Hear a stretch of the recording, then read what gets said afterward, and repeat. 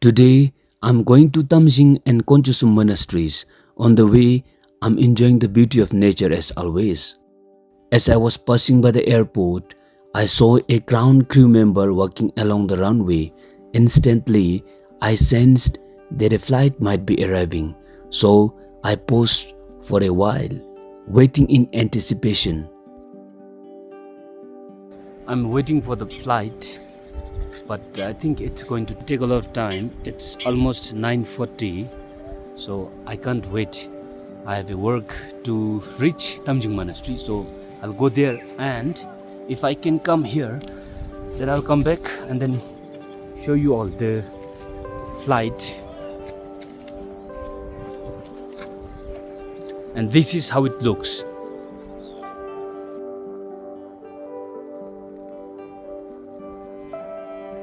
There's a belief that Guru Rinpoche came flying on Garuda and landed here. These are the evidence. You can see the footprint of Garuda. This is one footprint. Another one is, I think, this one. Garuda landed here. So the location of this one is just near the route. That one is Kenchosum Lhakhang. If you want, I can make a separate video about Kenchosum Lhakhang.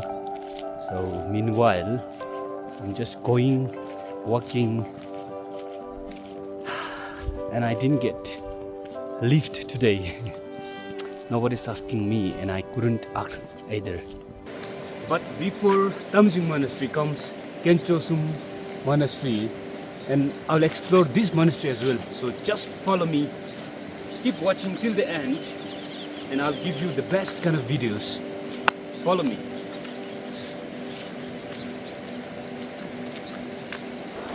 Because it's a monsoon season, these flies are disturbing. It has been disturbing me ever since I started shooting this video, and you see lots of flies disturbing. But bear with me, have some compassion to these flies as well, because they deserve to be loved and cared.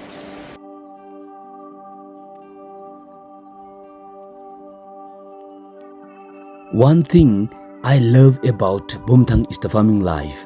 Here, cattle can freely graze in fenced fields without needing constant supervision. It is simple, peaceful, and practical. Besides its deep spirituality, scenes like these are a beautiful bonus in Bumthang.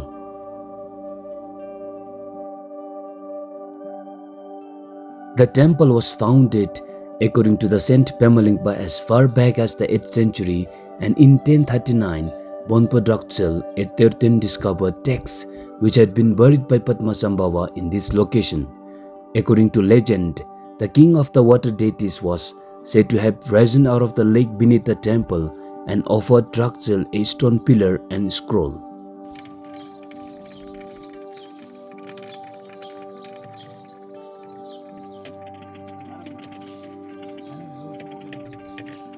This concept of a lake beneath the monastery is also reiterated in another legend, in which Pema Lingpa is said to have discovered the subterranean lake and concealed the entrance to it with a stone which stands today in the courtyard of the monastery. According to the Buddhist tradition, these are the explanations of how universe is being formed.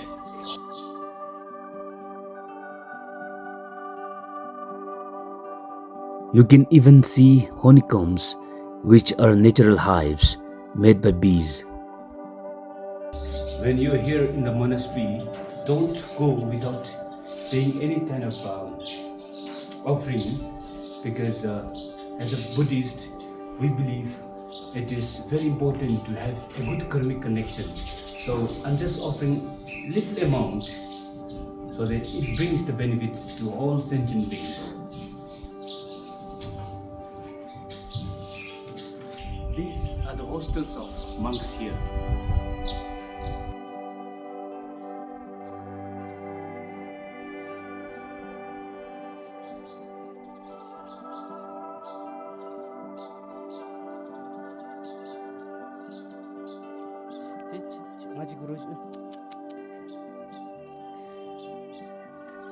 This is a gong. So whenever you hear these, monks will have to go with their discipline, and this is the head of discipline.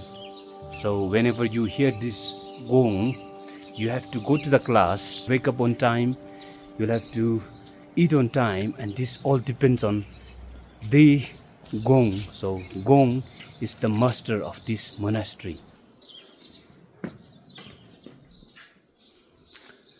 Nobody's here, and I've entered without permission. I'm so sorry, but you get to see so many interesting things here. This one is the monastery that I'm inside, and these are the Rinpoches who are currently looking after this monastery. I'm not able to see anyone here. I don't know where they have gone. It's Sunday, so they might have gone to some other places. I think there's no one here. I thought of going inside. This one is also one of the oldest monasteries in our country. Since I couldn't get a relevant person in this monastery, I think it is okay to show you all this, in which they have given the brief description of this monastery. You can have a look at this.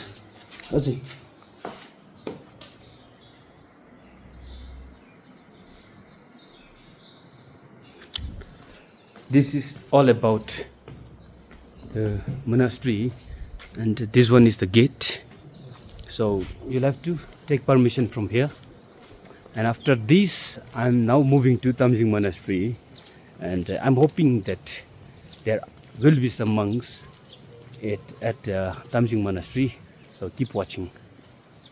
And by the way, this one is Kurje Monastery. I've shown you about Kurje Monastery in my last few videos, so I'm pretty sure you might have watched, so please watch if you haven't.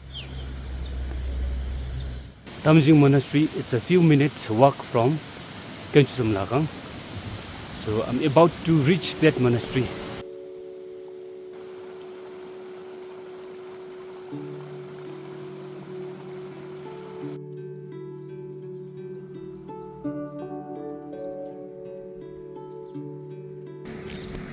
Kuzangpola 책임 갖지 뭐. What's your name? La? What's your name? La. What's your name? My name is Bumthang. Your name is Pema Chiring? Pema Chogel. Pema Chogel? Okay.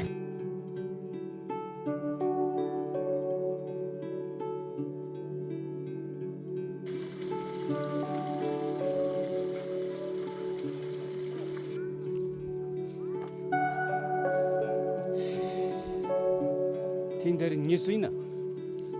Nisuina. Resina Tindes. Chitina. Any Tapzina Chini. Tapzina women. In Zuchunia. Sigh. Welcome to Tamzhing Monastery. She will let me. Welcome to the monasteries. Welcome to Tamzhing Monastery.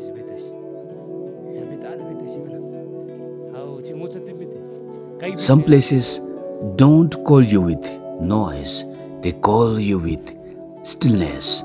Today, I walk not just to a monastery, but into a sacred memory, a place that has watched centuries pass without losing its soul.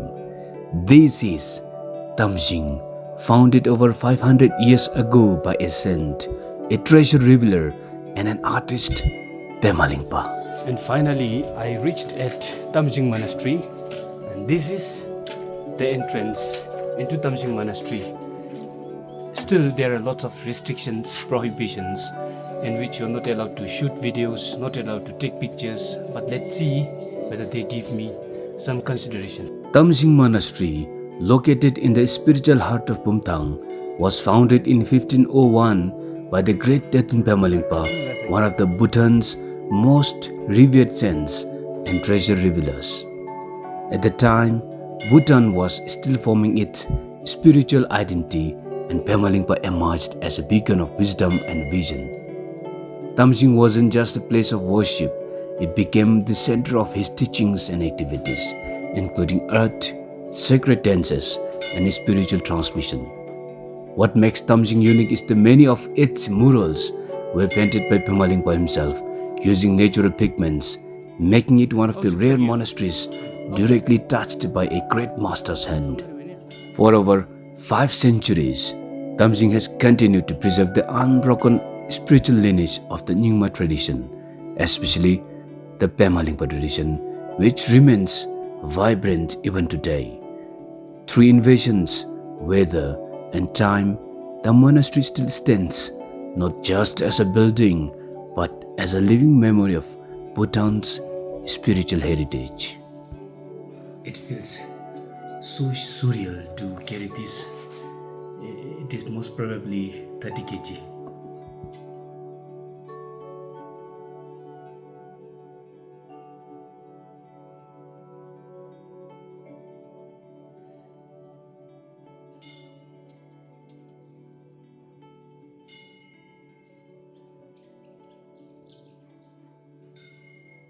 Since there was no caretaker, of course he might be inside the monastery, inside his room, but I didn't call him because I just came here, did my prostration, and then now I'm doing a round. It's a circumambulation, Kora. So I'll do one Kora and then leave.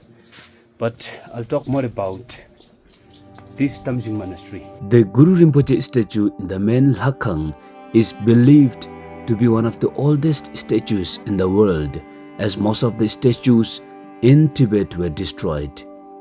Here is an interesting tale of how this statue was created. It is believed that as Pema Lingpa turned in for the night before completing the statue, Dakinis flew down and finished building the statue for him. But as the sun rose, the Dakinis flew away, leaving the statue without a head. So Pema Lingpa is said to have made the head, but turned out to be small for the statue's head. Terton Pema Lingpa is known to have been short and small in stature, so it is believed that he made the head based on the size of his head. If you look at Guru's statue, you will know why Guru Rinpoche's head is a bit small for his head. If you look carefully at the statue, you will notice that Guru Rinpoche is gazing upwards. It is believed that as the Dakinis flew away, the statue suddenly moved its gaze upwards towards the sky. Interesting, no?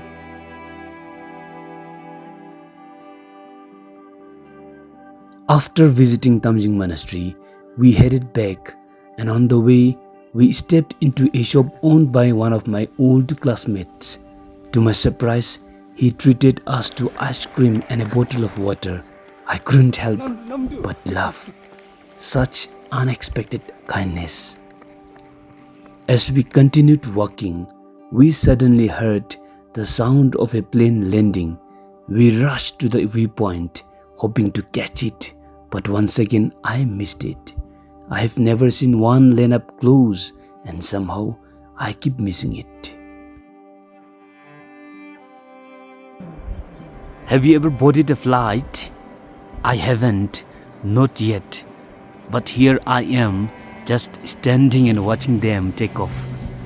And I wonder, what must it feel like to sit there above the clouds, looking down at the world? If you have been inside that, tell me, what's that feeling like?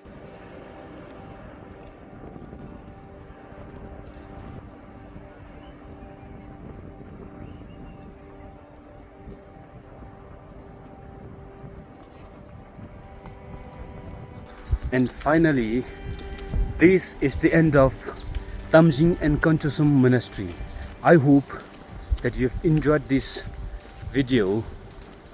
So see you in the next video. And as always, if there's a next time, see you in the next vlog. Until then, take care of yourself. Bye for now.